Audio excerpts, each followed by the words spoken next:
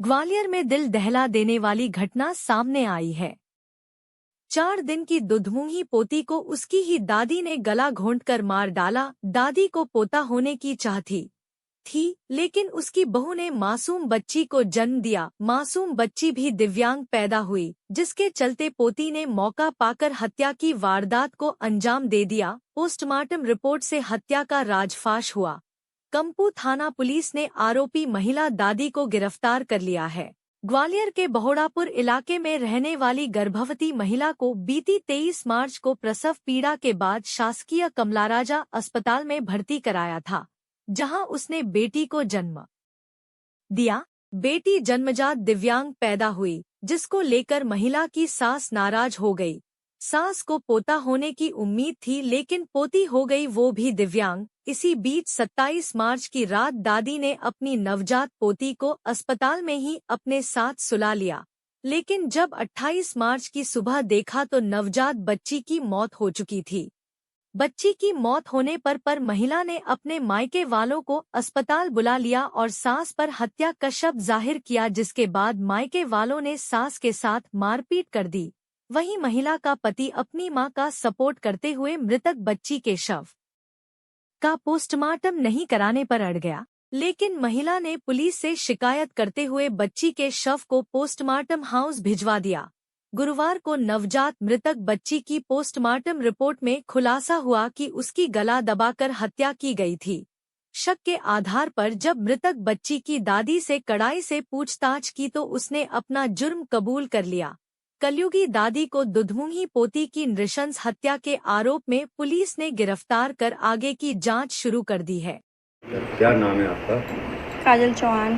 काजल, क्या हुआ है, क्या घटना हुई है? वो सर मतलब मुझे है ना 25 तारीख को लड़की हुई थी सीजर से, ऑपरेशन। हाँ ऑपरेशन। अब वो 23 तारीख को 23 को हुई थी, तो उसके है ना एक हाथ नहीं था, हैंडीकैप पैदा हुई थी। और मतलब उन लोगों को क्या चाहिए था कि लड़का चाहिए था, और मुझे लड़की हो गई, और वो भी ऐसी। उनका कहना ये था कि एक तो तूने लड़की पैदा कर दी, वो भी ऐसी, और मेरी ना कोई केयर करना, ना कोई मेरी देखभाल करना। और फिर मतलब बताइए। काजल चौहान। काजल, क्या हुआ था, क्या घटना है? सर मतलब 23 तारीख को मतलब मुझे लड़की हुई थी, वो भी सीजर से हुई थी। उसके मतलब एक हाथ नहीं था, और मेरे ससुराल वालों मतलब वो बहुत वैसे लोग हैं, उन लोगों को क्या लड़का चाहिए था, वो मुझे हो गई लड़की, और वो भी उसके एक हाथ नहीं था। तो उन लोगों का कहना ये है कि मतलब एक तो तेरे लड़की हो गई, वो भी ऐसी। और मेरी सास मतलब शुरू से ही उनका व्यवहार मेरे प्रति मतलब ख़राब ही रहा है, अच्छा नहीं रहा। फिर जो भी है, मेरी मम्मी मतलब मेरी डिलीवरी के टाइम मेरी मम्मी मेरे साथ रही 2-3 दिन। फिर उसके बाद चाचा जी एक्सपायर हो गए, तो मम्मी वहाँ पे चली गई। तो उसके बाद मेरी सास ही मेरे साथ रही। 27 तारीख को मतलब ख़त्म पाई गई लड़की, और 26 की रात पर उनके साथ ही रही। सुबह मैंने जब उनसे मांगी 2-3 बार कि मम्मी मुझे दे दो, आप क्यों नहीं दे रही हो। फिर उनने मतलब वो ये कह रही थी कि सो रही है मतलब मार चुके थे पहले। हाँ सर, रात भर उनके पास ही रही है, सुबह तक मतलब मुझे उनने दिया ही नहीं है। फिर मामा मौसी मेरे आए हैं, जब उन्होंने बच्ची को छीना मतलब उनसे ज़बरदस्ती, तब उन्होंने दिया, और देते ही टाइम वो भाग गई वहाँ से बिल्कुल।